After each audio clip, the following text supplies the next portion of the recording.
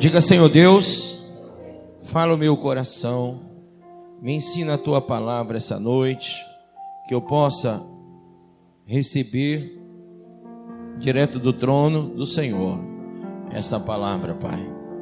E assim seja na minha vida, na vida dos meus irmãos que aqui estão, para a honra, para a glória, para o louvor, para a adoração e também para a tua e para a minha santificação e salvação, em nome de Jesus. Diga amém. Deuteronômio capítulo 30, diz o profeta Moisés, no versículo de número 15. Eu gostaria até de antever alguns versículos para que vocês pudessem entender melhor. Versículo 10 diz, 30:10. Quando obedeceres a voz do Senhor teu Deus, guardando os seus mandamentos e os seus estatutos escritos neste livro da lei, quando te converteres ao Senhor teu Deus, de todo o teu coração e de toda a tua alma, porque este mandamento que eu hoje te ordeno, não te é difícil demais, nem tampouco está longe de ti.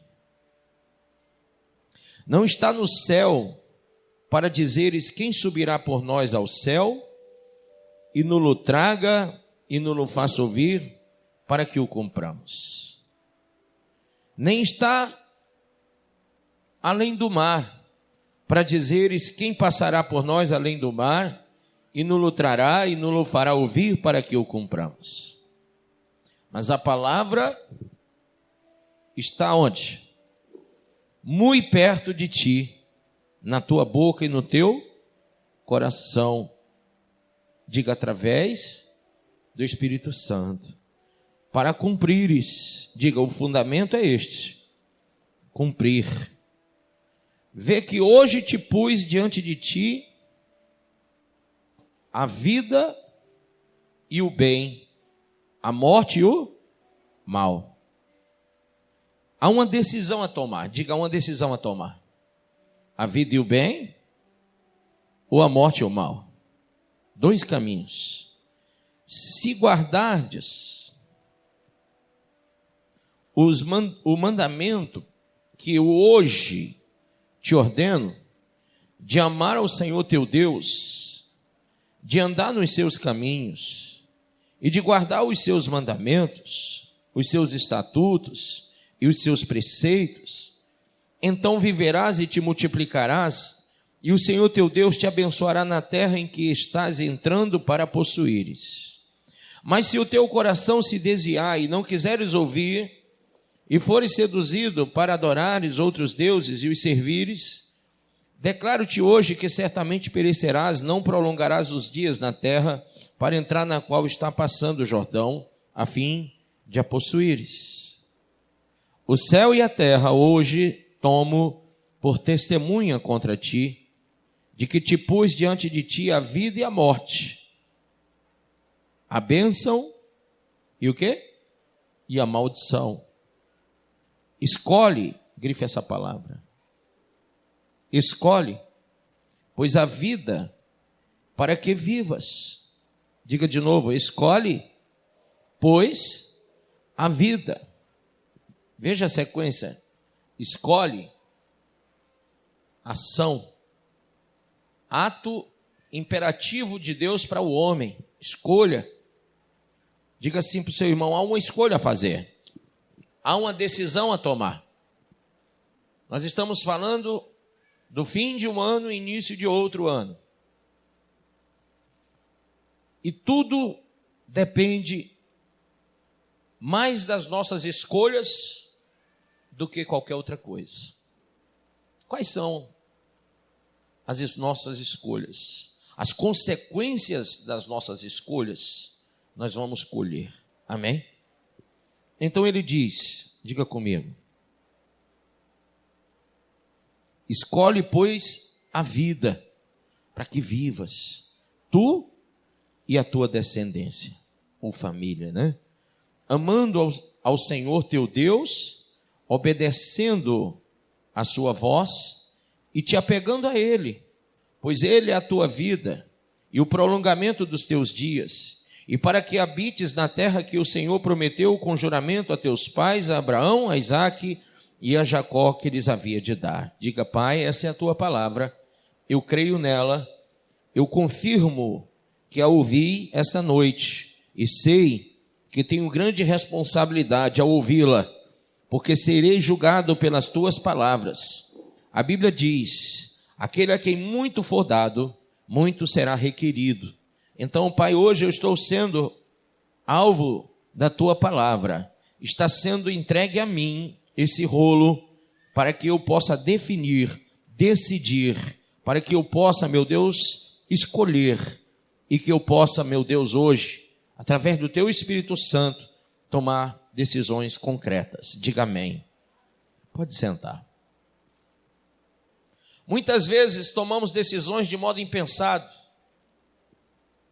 ou por influência de desastres, seja no campo social, no campo econômico, no campo político, no campo familiar. Mas nós somos alvos, muitas vezes, de situações que nos fazem tomar decisões de modo impensado. E sofremos influência, diga, sofremos influências, que são às vezes desastrosas, que trazem consequências desastrosas. E os resultados sempre, nestes casos, são, diga, prejudiciais. Você pode levantar sua mão direita e dizer isso agora? Diga: muitas vezes tomamos decisões de modo impensado, por influências, muitas vezes desastrosas, e aí os resultados sempre são prejudiciais. Agora olha para o seu irmão e diz: irmão, para tomarmos decisões corretas, existem uns aspectos que nós devemos ponderar. E hoje, o Senhor Deus resolveu ponderá-los conosco, para que a gente possa conseguir ir adiante com decisões verdadeiramente que possam edificar nossas vidas. O texto, segundo o profeta Moisés, fala que a palavra de Deus não está lá do outro lado do mar, não está lá no alto céu, mas está na nossa boca e no nosso coração para cumprirmos.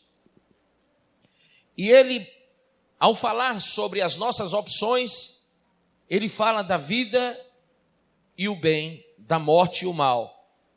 Porque toda a Bíblia nos traz o aspecto de decisões a serem tomadas. O nome disso é livre-arbítrio, direito de escolher. Você não vai servir a Deus porque você é imposto a servir a Deus. Nós não devemos servir a Deus por imposição religiosa. Nós não devemos servir a Deus porque alguém ou alguma coisa nos impele a que sejamos religiosos. Mas a decisão de servir a Deus, ela deve ser tomada com um coração aberto, compungido diante do Senhor. Não devemos decidir servir a Deus porque estamos passando por situações desastrosas na vida. Tenho a certeza de que, eu não gosto de usar esse termo acho, mas tenho total certeza nesses anos que prego a palavra que a fraqueza do evangelho de muitos é exatamente o resultado de decisões impensadas. Quer para o bem, quer para o mal, mas foram tomadas em momentos de frustrações, foram tomadas em momentos de desesperos, quer para o mal, quer para o bem. Eu não sei, mas talvez você já tenha ouvido isso. Quando eu cheguei na igreja, eu estava assim. E geralmente os assins não são muito bons. E de repente a gente subentende que depois que a pessoa chegou na igreja, mudou tudo para melhor. E talvez essa seja, ou esse seja o motivo dela estar aqui hoje. De que ela conseguiu conquistar alguma coisa que ela não tinha conquistado. De que ela conseguiu receber uma bênção que ela não tinha recebido. De que ela conseguiu receber uma cura de que ela não tinha possibilidade de ter. De que ela conseguiu um bem material. E quer para o bem ou quer para o mal, as nossas decisões não podem, em relação a Deus e ao céu, elas não podem ser influenciadas por momentos, por devaneios, por vicissitudes. Nós não podemos decidir o céu simplesmente porque é a única opção imposta pela religião. Nós também não devemos decidir sermos crentes cristãos apenas porque alguém nos falou que o outro caminho leva para o inferno. Toda decisão deve ser bem ponderada. É como pisar e pisar firme. Eu me lembro que, certa feita, nós levamos uma equipe para o alto de uma montanha, e essa equipe era uma equipe mais ou menos de umas 40 pessoas, e nós íamos orar lá em cima. E em vários momentos na subida daquela montanha, nós tivemos momentos de muita dificuldade, porque haviam locais que eram muito íngremes. Haviam situações difíceis, rios para atravessar, com pedras, com rochas altas, com pedras que estavam bem escorregadias. Eu lembro disso porque só eu escorreguei umas 4, 5 vezes. Eu posso lembrar daquele caminho, daquele trajeto, daquela subida com muito pesar, porque a gente sentiu a dor da subida e a dor da descida. Quando a gente pensava que descer era mais fácil, descer era mais difícil. Todo o trajeto foi difícil. Mas, apesar das dificuldades, nós chegamos lá em cima. E quando chegou a hora de descer, nós descemos enfrentando todas as dificuldades. Talvez você tenha dito, pastor, será que foi bom ter ido lá? Olha, irmão, fisicamente falando, foi péssimo. Porque eu descobri que eu não estava preparado fisicamente para aquilo. Mas a decisão de ir foi tão forte e foi tão maior do que a minha condição física que eu fui. E superei aquilo que não dava para superar normalmente. As minhas próprias condições pessoais. Amém? Você imagina que as pessoas que estavam comigo queriam desistir no meio do caminho, e eu, morrendo de vontade de voltar, de ir embora também, eu dizia, não, irmãos, vamos em frente, nós decidimos. E é mais ou menos isso que é o caminho do céu. Muitas vezes você está com vontade de ir embora, mas nós decidimos servir a Deus. Nós decidimos o caminho mais difícil. Nós decidimos enfrentar as dificuldades. E decidimos mudar nosso modo de viver. Ainda que ainda não tenhamos conseguido, mas nós decidimos servir a Deus com mais intensidade, ainda que ainda não temos conseguido fazê-lo. E a pergunta que eu faço é, por que não conseguimos ir adiante nas decisões que tomamos em nossa vida? Por que não conseguimos colocar em prática aquilo que decidimos fazer para Deus? Muitas vezes traçamos metas na igreja, no ministério ao qual nós estamos, e sofremos muitos fracassos. As nossas decisões são frustradas, porque somos impactados muitas vezes com fracassos. Não admitimos fracassos. Mas para aquele que decide entrar em uma jornada, caminhar numa jornada difícil, o fracasso também faz parte da decisão. Jesus não prometeu um caminho tranquilo, ele disse: olha, o caminho é pedregoso, é estreito. Ele disse: olha, no mundo vocês vão ter tribulação, aflição. Então o fracasso faz parte do caminho. Mas diga comigo, nós não podemos mudar a nossa decisão por causa do fracasso. O maior fracasso é sucumbir diante de um fracasso. É se entregar diante de um fracasso.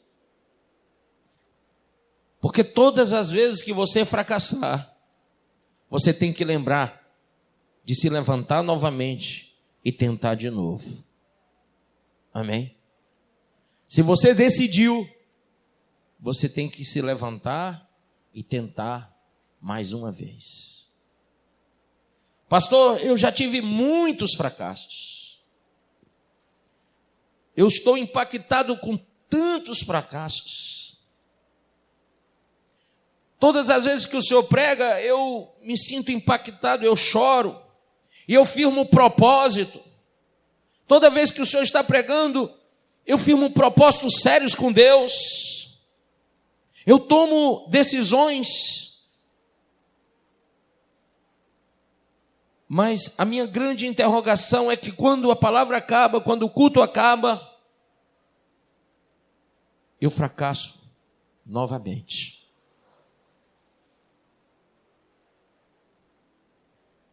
Quais são as razões do fracasso em nossas decisões?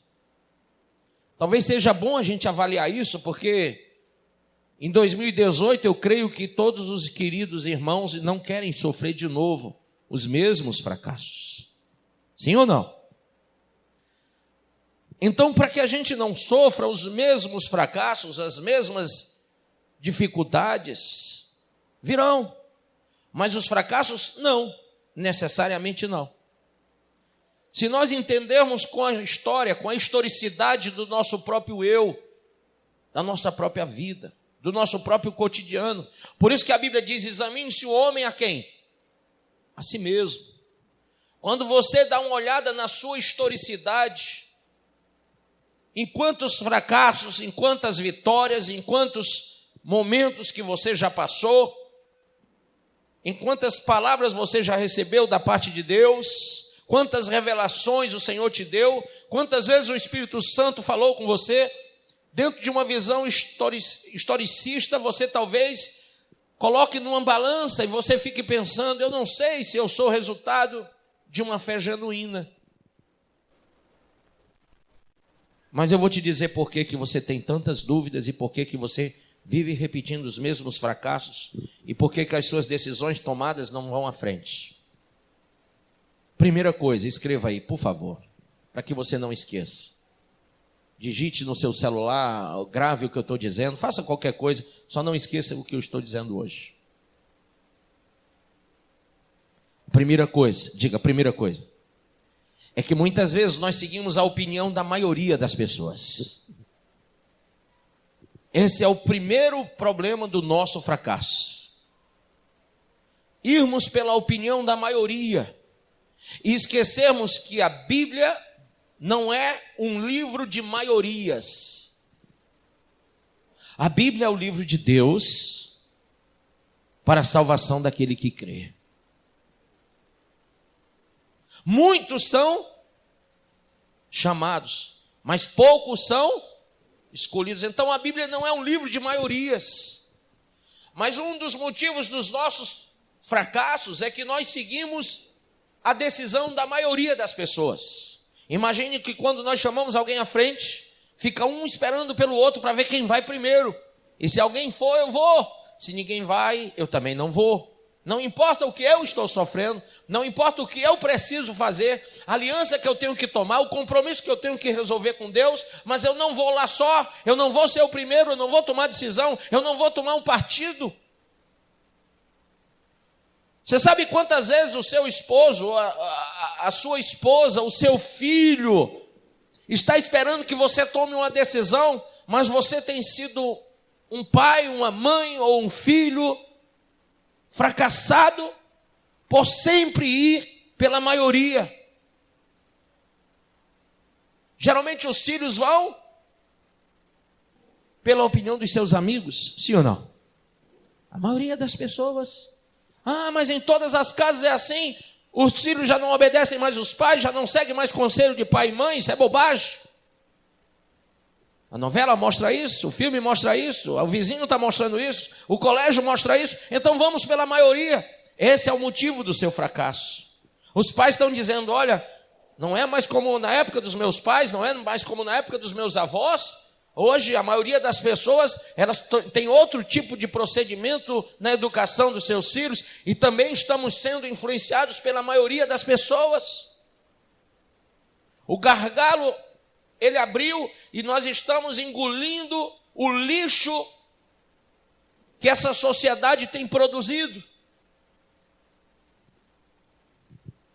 Esse é um motivo do nosso fracasso.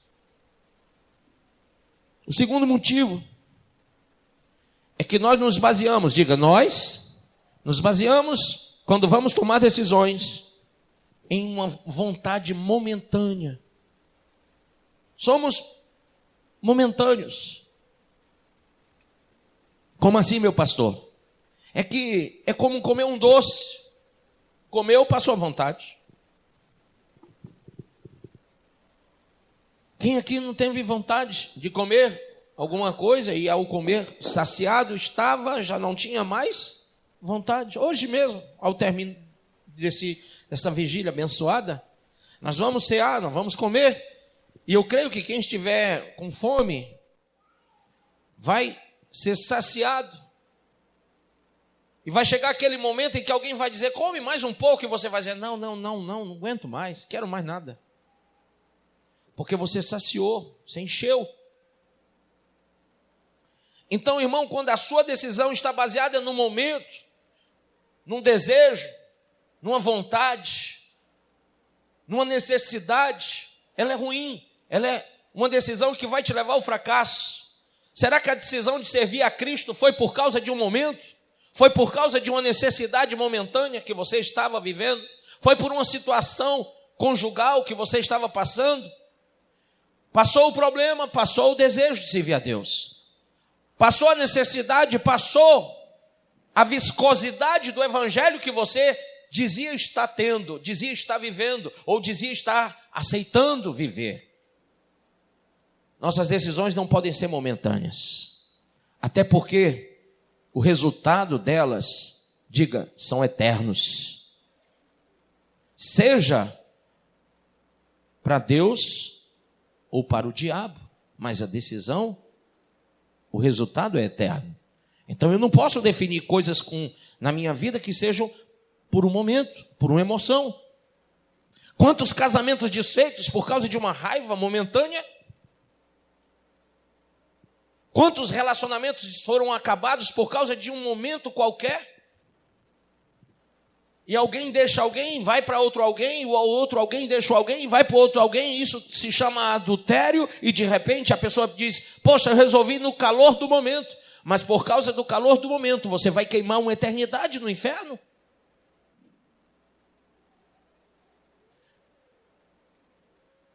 É que talvez você precise fazer aquilo que eu assistia em filmes de desenho animado. Você precisa contar de 1 até 10 quando estiver com raiva. Respirar bem fundo. Conta de 1 até 10 e quando chegar no 10, se não deu ainda, conta mais 10, até que você termine e passe o momento da sua raiva e você possa finalmente, equilibradamente, tomar a decisão mais acertada. Aquela que vai promover o melhor para você. Amém? Terceira coisa, ainda na questão do momento, diga só uma coisa, diga, toda base afetiva, emocional, todo estado de espírito que está vivendo um momento complexo, ele se mistura com elementos motivacionais, que são, na verdade, emotivos e imaginários. E esses sentimentos emotivos e imaginários, diga, pode ser de natureza intelectual, de natureza moral ou de natureza afetiva, mas de um jeito ou de outro, decisões tomadas através de sentimentos em estado afetivo complexo vai nos levar ao fracasso. Você pode dizer isso para o seu irmão? Diga, de um jeito ou de outro, decisões tomadas em estado afetivo complexo pode nos levar ao fracasso. Quantas vezes no meu gabinete pastoral eu escutei isso? Pastor, casei porque eu não aguentava mais viver com meus pais. Casei para me livrar dos meus pais.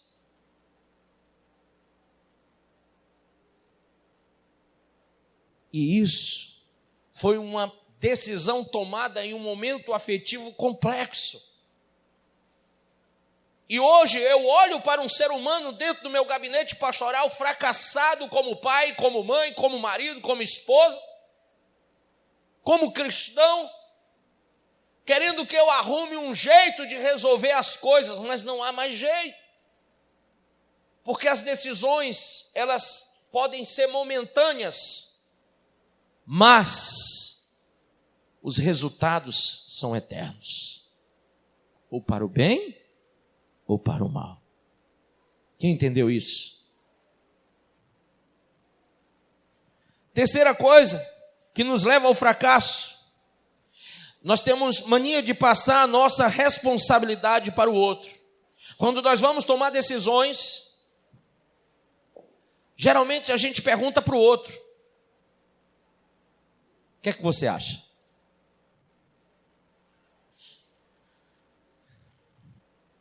Quando eu vou tomar uma decisão, geralmente eu me preocupo se, quando eu vou perguntar para alguém, eu estou perguntando porque eu já sou um fracassado, porque eu tenho medo de fracassar, ou se, na verdade, eu não queria nem tomar aquela decisão.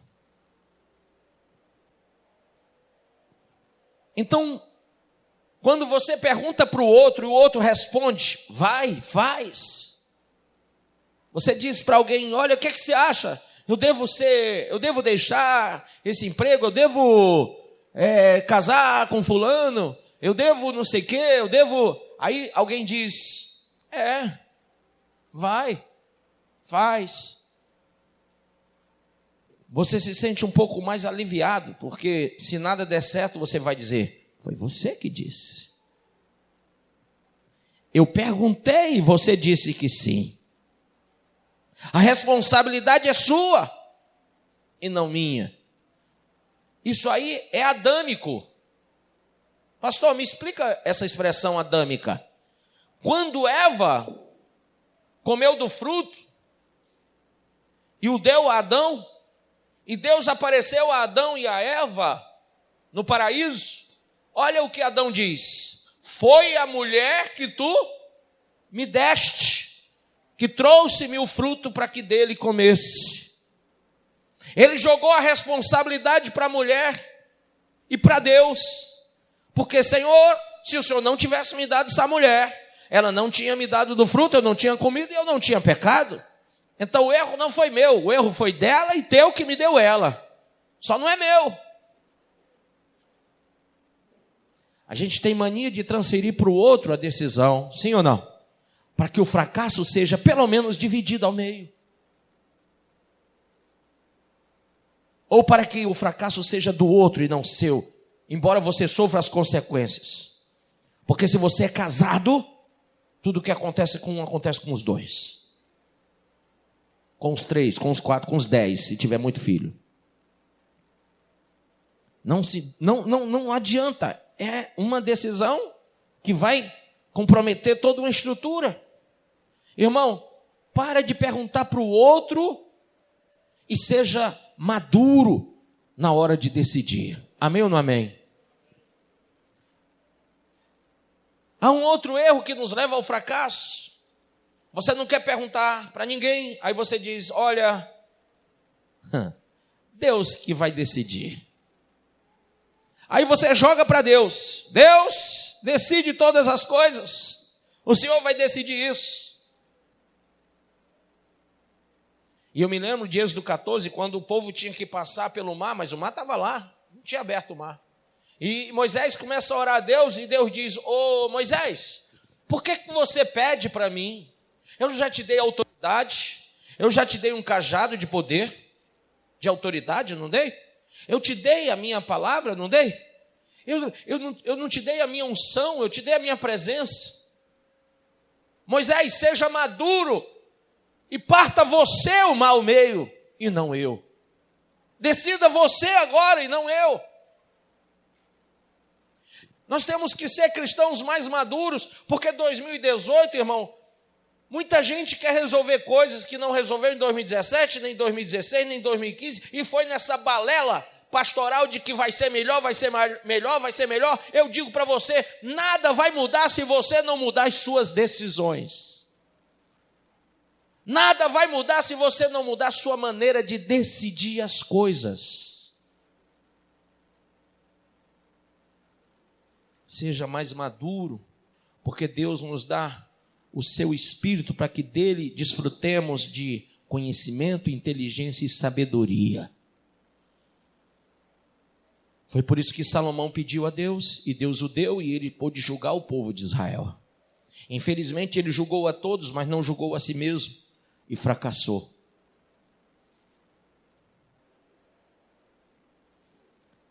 Em segundo ponto, existem alguns elementos indispensáveis para que a gente tome decisões.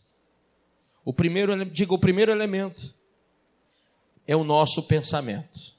Em que estamos pensando na hora de tomar uma decisão? O que eu estou pensando na hora de tomar uma decisão? Poxa, tem gente que não pensa. Sim ou não? Toma decisões de uma maneira irresponsável. Sabe, irmão, é muito difícil a gente, como pastor, ter sempre essa pergunta. As pessoas dizem, pastor, o que é que o senhor acha? Para mim é difícil, porque eu tenho que achar sobre a vida de pessoas que não querem ser maduras para definirem aquilo que ouviram do próprio Deus e pela palavra e pelo Espírito Santo.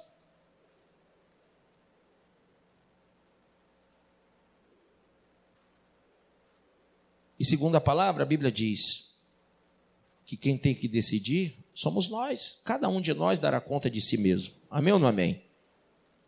Sim ou não? Então o primeiro elemento é o nosso pensamento. Diga, pensamento. Por favor, fale bem alto. Pensamento é o processo mental que se concentra nas ideias. Pergunta para o seu irmão, você tem ideias? Você tem ideias? Use-as para o seu bem e não para o seu mal. Porque a mente humana é corrupta, o coração humano é corrupto. E se você alimentar más ideias ou maus pensamentos, você vai se corromper. Então lembre-se que o pensamento é um processo mental que se concentra nas ideias. Eu tenho ideias, você tem ideias. E é o poder dado ao homem de formular ideias, conceitos. Foi daí que surgiu a luz, o telefone, né? Os celulares, toda a criação, o avião, o helicóptero, o navio, tudo isso foi construído com ideias. Deus nos deu o poder de pensar e de gerar conceitos fabulosos, criativos, revolucionários. Mas tiveram homens como Adolf Hitler, que usou suas ideias, seu poder de pensar e de revolucionar para o mal e dizimou milhares de pessoas.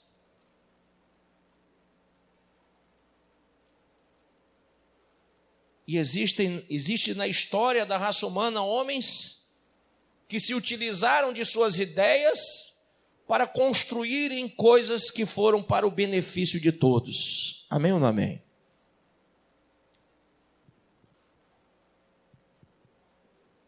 Qual é o teu pensamento em relação a 2018? Qual é o teu conceito de vida? Você tem poder de formular conceitos, mas qual é o conceito de vida que você absorveu, aglutinou, seja de forma emotiva ou não? Lembre-se que de forma emotiva você está sujeito ao fracasso. Sugiro que seja de forma racional, bem pensada, bem avaliada.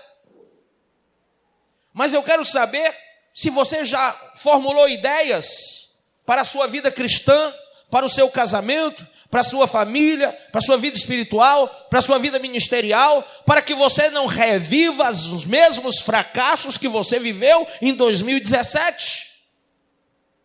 E você não termine mais um ano frustrado e diga: este foi mais um ano frustrante na minha vida.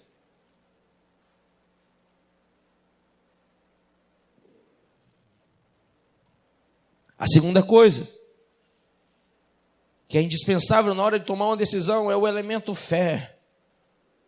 A Bíblia diz que sem fé é impossível agradar a Deus. Mas fé é um conceito genérico. Porque eu posso ter fé, eu posso ter a certeza, mas eu posso individualizar contextualmente a minha certeza e criar dentro de mim, ou formular ideias que são chamadas heresias. E é isso que acontece no evangelho de hoje.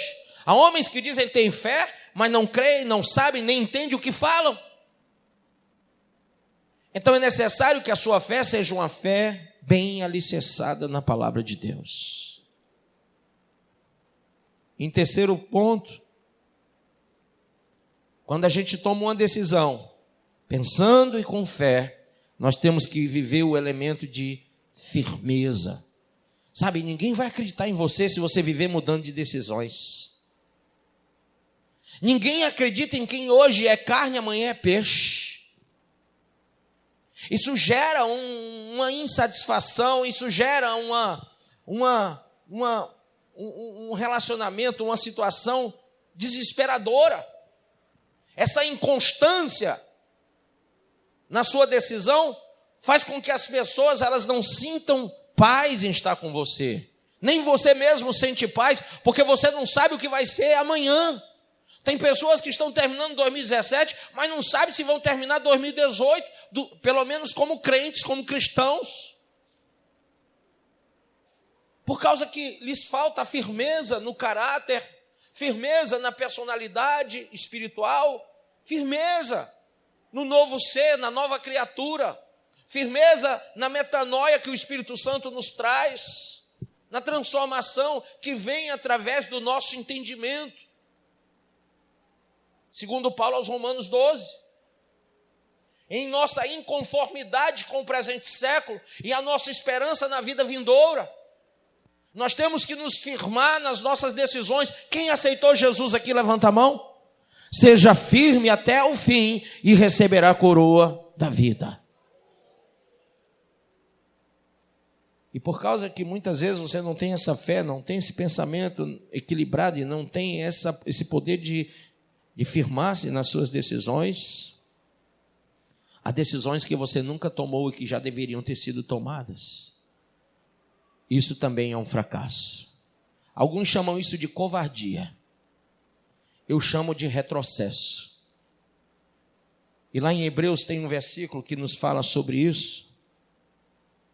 Abram em Hebreus capítulo 10, por favor. Versículo 35.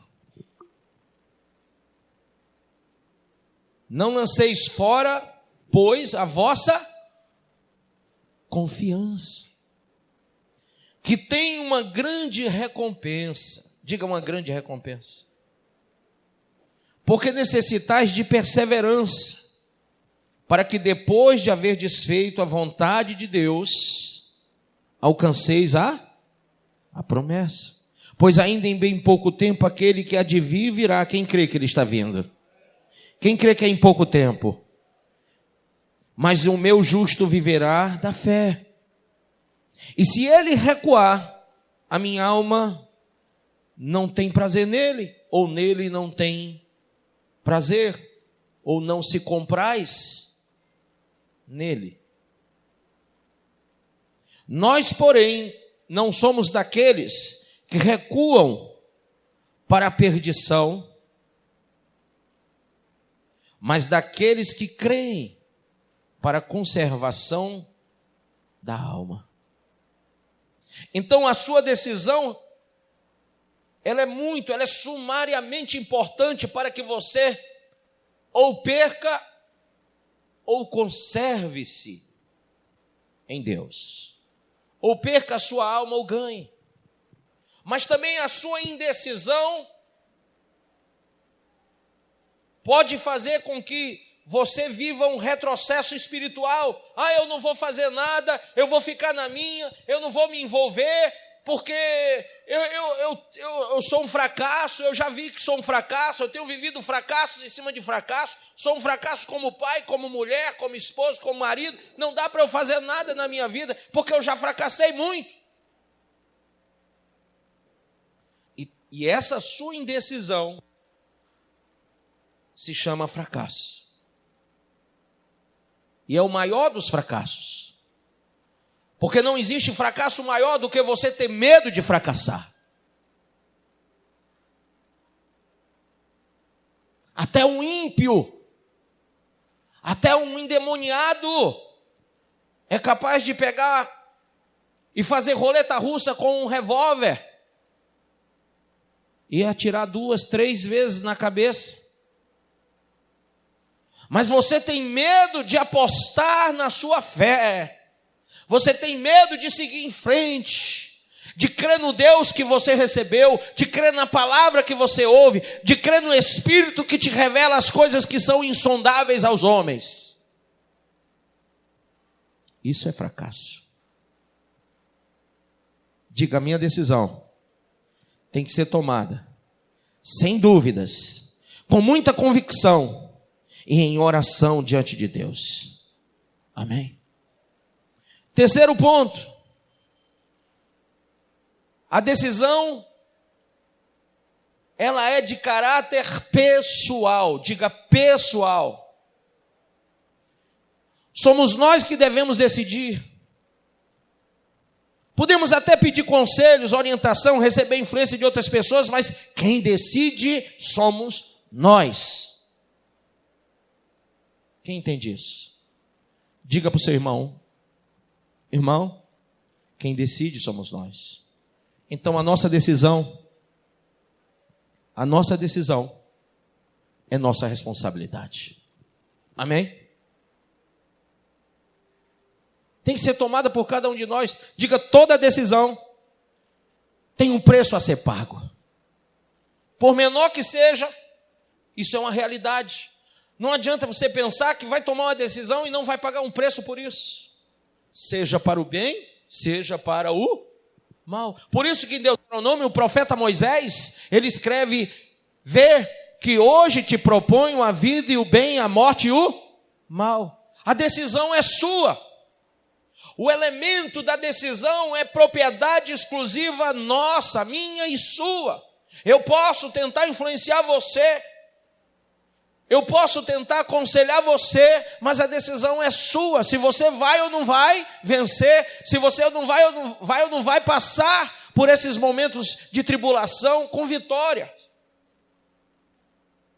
Se o teu casamento vai dar certo, se a tua família vai dar certo, se a tua estrutura emocional vai dar certo, se a tua estrutura econômica vai dar certo, se a tua estrutura física vai dar certo, depende da sua decisão. Pastor, o senhor não sabe, eu estou nos momentos de ansiedade, tenho comido muito, estou engordando demais. Querido, isso é uma decisão sua.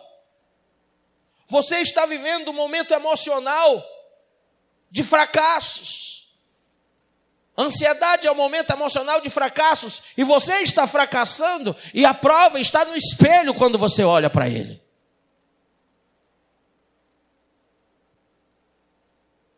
Pastor, o que é que o senhor faz? Que conselho o Senhor me dá? Eu dou o conselho que eu daria a mim mesmo. E sempre eu olho para mim e digo: não fracasse. Não fracasse. A decisão é sua. Eu garanto a você que a comida não cai dentro da sua boca. Eu juro para você que a comida não pula dentro de você, não cai dentro do seu estômago. Sim ou não, igreja?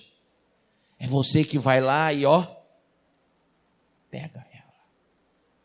É você que vai de madrugada, escondido do marido, da família toda, surrupiar a geladeira e comer um monte de doce. E quando chega de manhã, com aquela cara lisa, safada, diz: estou sem fome. Não vou nem tomar café da manhã para emagrecer, mas na verdade não é, que você está com azia, má digestão. Você é um fracasso porque você esconde dos outros, mas não consegue esconder de você mesmo a sua situação emocional. Diga: toda decisão em si serve para nós desfrutarmos momentos de glória ou momentos de derrota, por menor que seja ou por maior que seja. Cada um de nós precisamos ter consciência de que no decorrer da nossa vida é preciso tomar decisões. Umas mais simples e outras mais sérias. Porém, cada uma tem o seu grau de importância. Nós podemos esquecer de Deus na hora de tomarmos as decisões, ou lembrar dele e das suas palavras. E aí, as coisas serão mais favoráveis a nós.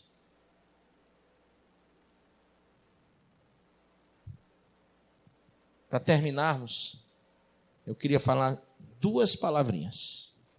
Queria que você falasse comigo: maturidade ou imaturidade? Eis a questão.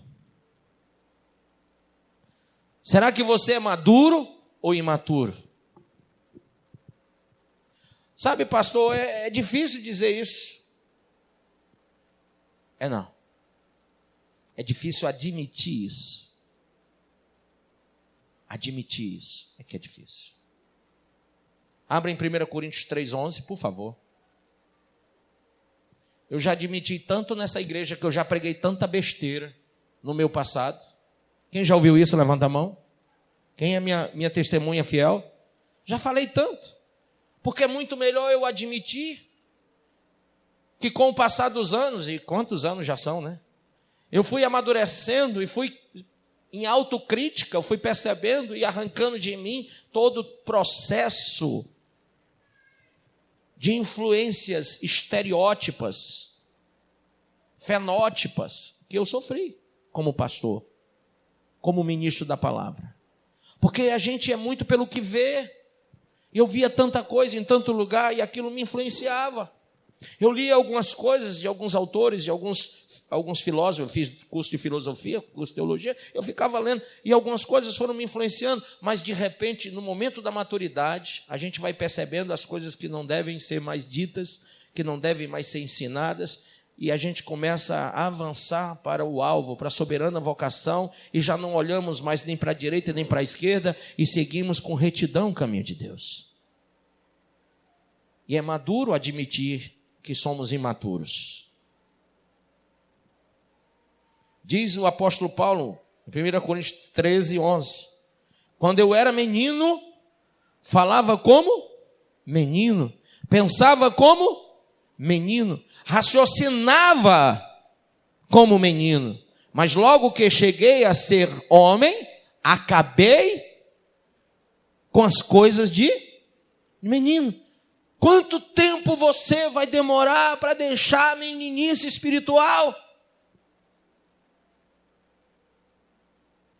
Há irmãos que têm menos tempo de igreja e de fé que você, mas evoluíram muito mais rápido, amadureceram muito mais rápido, deixaram de perrengues, deixaram de besteiras, estão vivendo no outro nível espiritual com Deus, ascenderam a presença do Senhor. Enquanto você está retrocedendo, tem pessoas que estão avançando para o alvo, porque esqueceram das coisas que ficaram para trás. Mas você, como menino, fica mastigando a mesma vidinha e retrocedendo. É uma decisão sua ser menino ou não. Abre em 1 Coríntios 14, 20.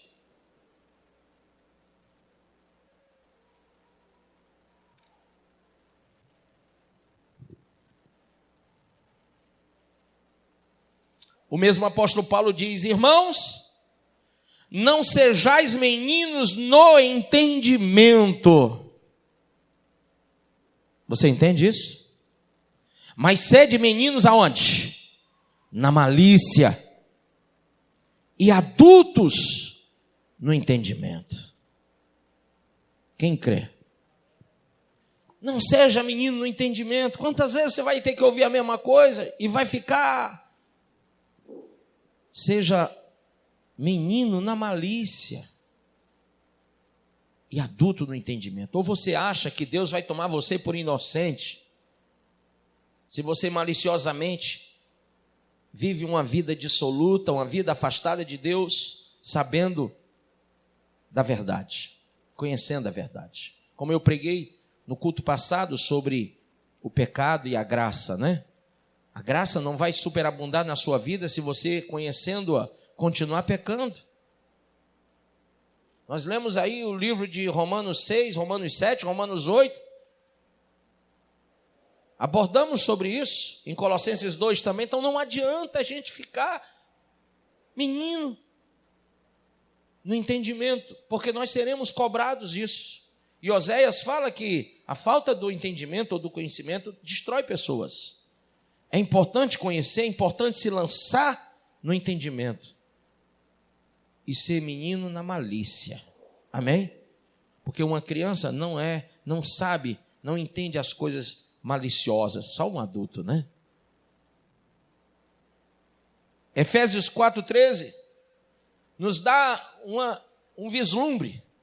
Diz o seguinte: até que todos cheguemos à unidade da fé e do pleno conhecimento do Filho de Deus, a perfeita varonilidade, à medida da estatura da plenitude de Cristo. Quem crê diz amém. Então há um alvo para que eu e você deixemos de ser meninos e prossigamos para esse alvo. Há um alvo.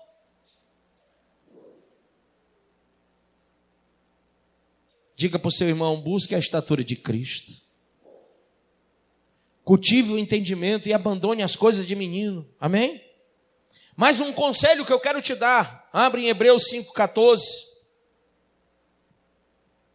Não tenha medo de ser partícipe das coisas mais profundas de Deus, do Evangelho de Cristo. Entra fundo na tua fé. Vai com força na tua fé. Você vai ver que 2018 vai ser um ano de vitória na tua vida. Hebreus 5,14 diz: mas o alimento sólido é para os adultos, para aqueles que pela prática, não é pela audição, não é porque aprendeu aqui, ouviu, é pela prática. Aqueles que pela prática fizeram o quê? Tem as, diga assim, faculdades exercitadas para discernir tanto o bem como o mal. Não me pergunte se é certo, você sabe. Ou pelo menos deveria saber. Se você deixasse de ser menino, e fosse menino só na malícia, mas no conhecimento, no entendimento, fosse adulto, você teria suas faculdades mentais exercitadas para que você soubesse discernir tanto o bem como o mal. E sobre essa temática da maturidade, o último conselho que eu lhe dou. Primeira epístola de João 2, verso 14.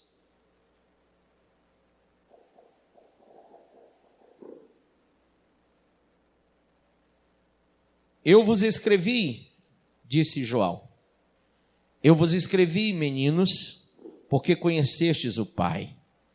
Eu vos escrevi, pais, porque já conhecestes aquele que é desde o princípio. Eu vos escrevi, jovens, porque sois fortes, e a palavra de Deus está em vós, e já vencestes o maligno. Quem crê? Então diga para o seu irmão, participe das coisas mais profundas do Evangelho e vença todas as tentações. Quando uma pessoa é imatura, ela se torna incapaz, diga incapaz, de receber doutrina sólida. Quando se fala em doutrina sólida, ela pula para outra igreja, ela pula para outro pastor, porque ela é incapaz de receber a sã doutrina. 1 Coríntios 3:1, Paulo falando àquele povo, ele cita isso de uma maneira triste, angustiosa, mas totalmente coerente com a verdade dos fatos que ele estava presenciando. Ele diz: e eu, irmãos, não vos pude falar como a espirituais, mas como a carnais, como a criancinhas em Cristo. Leite vos dei por alimento, e não comida sólida, porque não a podeis suportar, nem ainda agora podeis, porquanto ainda sois o quê? Carnais. Pois havendo entre vós invejas e contendas, não sois porventura carnais, e não estáis andando segundo os homens? Porque dizendo um, eu sou de Paulo, e o outro, eu sou de Apolo, não sois apenas homens? Pois que é Paulo e que é Apolo, senão ministros pelos quais crestes? E isso conforme o que o Senhor concedeu a cada um. Eu plantei, Apolo regou, mas Deus deu o crescimento. De modo que nem o que planta é alguma coisa, e nem o que rega, mas Deus que dá o crescimento. Ora, uma só coisa é o que planta e o que rega, e cada um receberá o seu galardão segundo o seu trabalho, porque nós somos cooperadores de Deus, vós sois lavoura de Deus e edifício de Deus. Então, quando você não é maduro, você foge dos conceitos doutrinários. Você quer achar um jeito, um preceito novo, uma filosofia de vida, alguma coisa aí que possa fundamentar o que você está rejeitando dentro da sã doutrina. Cuidado, irmão. A outra coisa que eu acho interessante é que o menino, ele está sempre precisando ser ensinado novamente. É ou não é? Há uma coisa que me chateia quando eu digo a mesma coisa para a mesma pessoa durante todos os dias. Uma coisa que eu sou uma pessoa muito, Deus tem que me dar mais paciência nessas coisas. Mas são 25 anos, irmão, e quantas vezes eu tive que dar o mesmo conselho para a mesma pessoa? Isso é meninice. Gálatas 4:1 diz, no verso 1, 2, 3, diz o seguinte: digo que todo o tempo que o herdeiro é menino, em nada difere do escravo, ainda que seja senhor de tudo.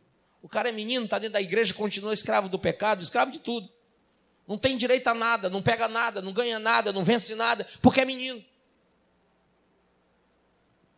Ele está debaixo de tutores e administradores até o tempo determinado pelo pai.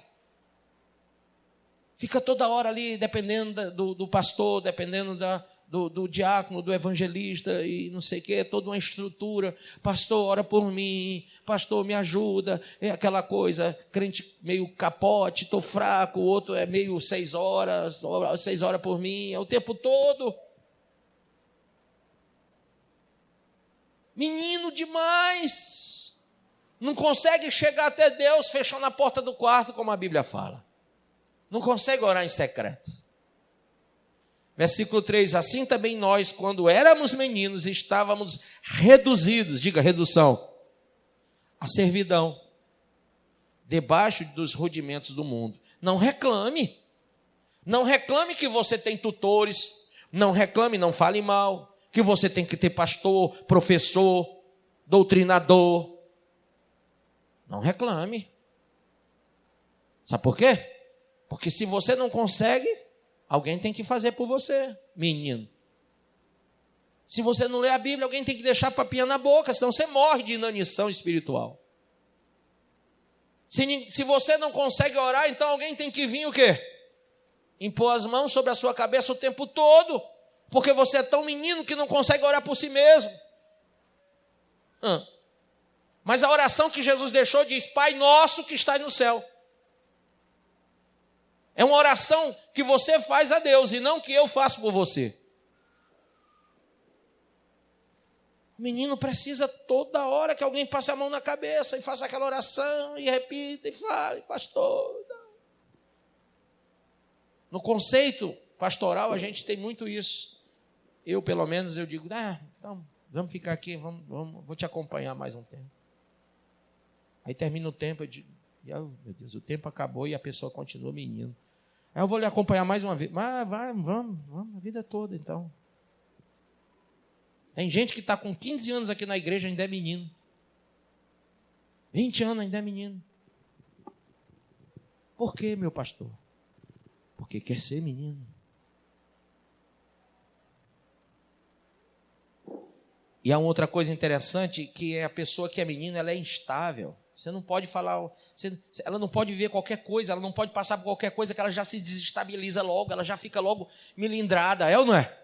Você tem medo de falar com ela, qualquer coisa ela se melindra logo, ela começa a querer fugir de você, ela quer sair, ela quer se desviar, ela quer ir para o mundo, ela não tem estabilidade emocional nem espiritual de suportar nada.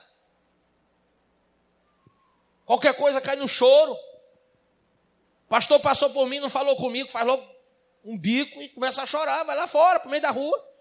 Está chorando por quê, irmão? Não, porque o pastor não me deu a mão quando entrou.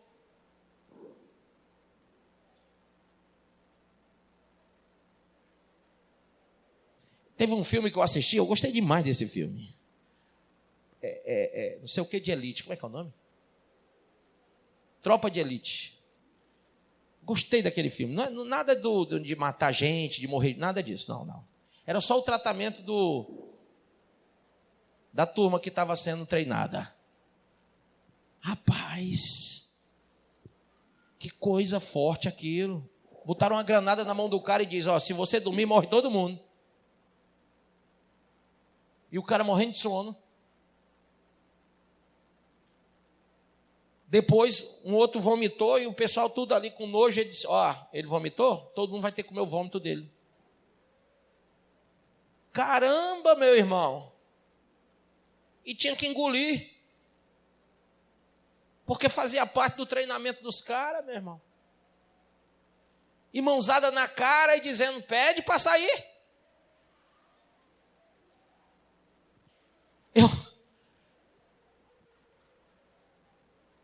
Eu assistindo e dizendo: rapaz, se isso acontece lá na igreja, não fica um.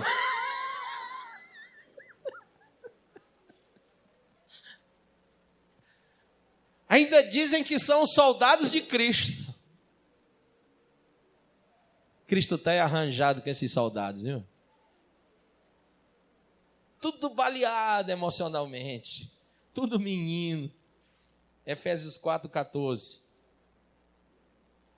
Para que não sejamos mais meninos inconstantes, levados ao redor por todo o vento de doutrina, pelo engano dos homens que com astúcia induzem ao erro. Amém? Irmão, seja maduro para você não ficar nessa inconstância. Essa inconstância é triste.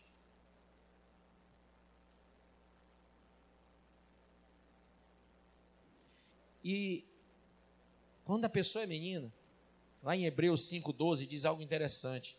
Ela não consegue passar de um ponto. Ela chega até ali, ela volta. Eu conheço um cara que ele é o cara dos 3 meses. Ele passa 3 meses na fé, depois ele cai. Depois mais 3 meses, aí cai. 3 meses, aí cai. Ele tem tempo de validade. Até nos empregos que ele vai. Ele é contratado, passa 3 meses, aí cai de novo. Aí quando ele vai para outro emprego, passa 3 meses, aí bufo, pede as contas, ou então alguém dá as contas para ele. Ele não consegue passar dos 3 meses.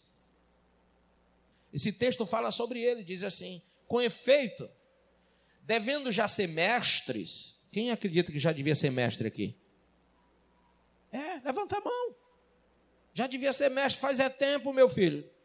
Ai, pastor, eu preciso do senhor. Pastor, se o senhor for embora, o que vai ser da minha vida? Você já é para ser mestre. É menino porque não está com as faculdades exercitadas. Todos aqui tem que ser mestres na palavra. Amém ou não amém? Olha o que diz.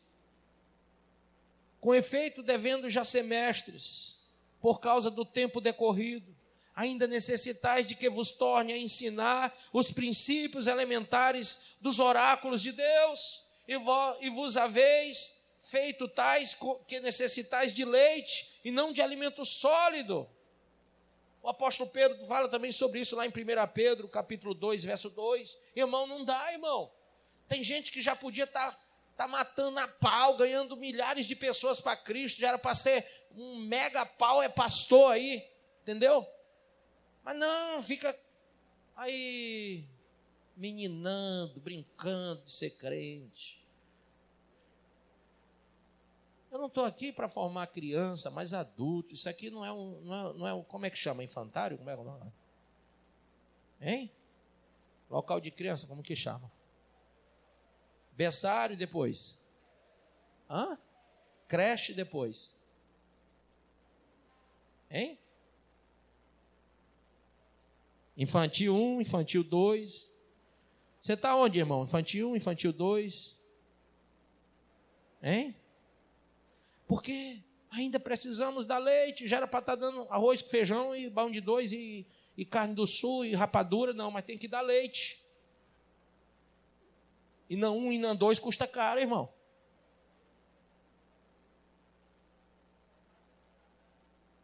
Difícil.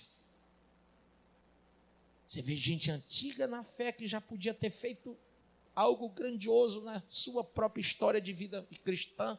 Aí você vê a pessoa ainda vivendo a mesma meninice, mesma coisinha, mesma besteirinha. Aí diz, mas tomara que 2018 mude. Muda o quê se você não mudar suas decisões?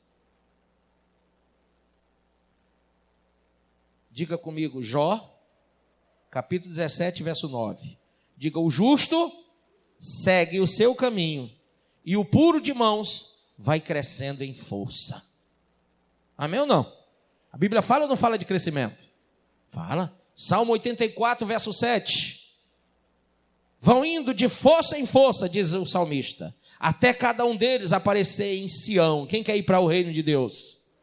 Vai indo de força em força, até aparecer em Sião perante Deus.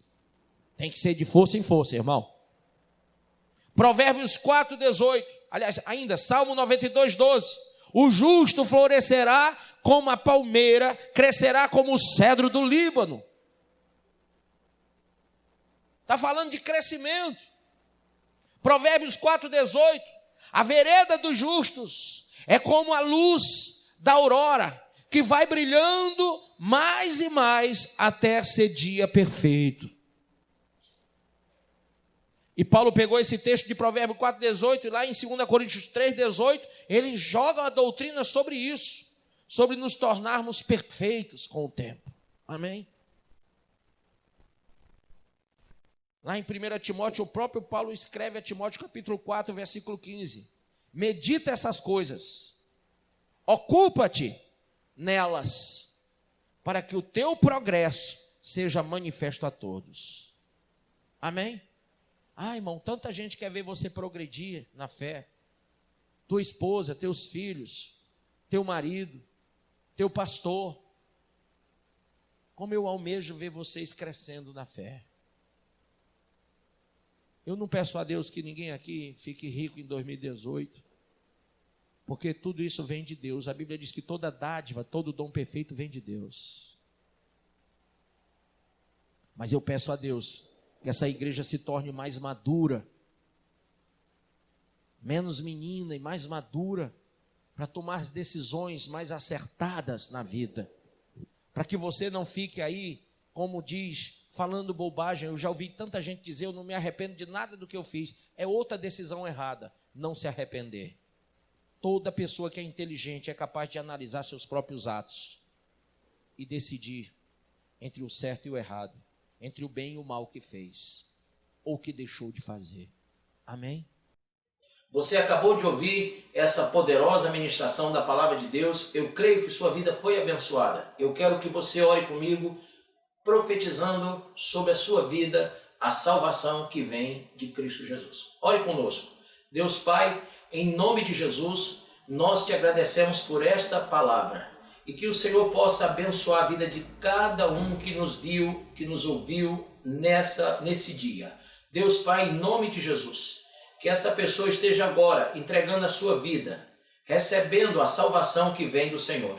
Pois assim, Pai, nós profetizamos salvação, cura, libertação, em nome do Pai, do Filho e do Espírito Santo de Deus. Amém.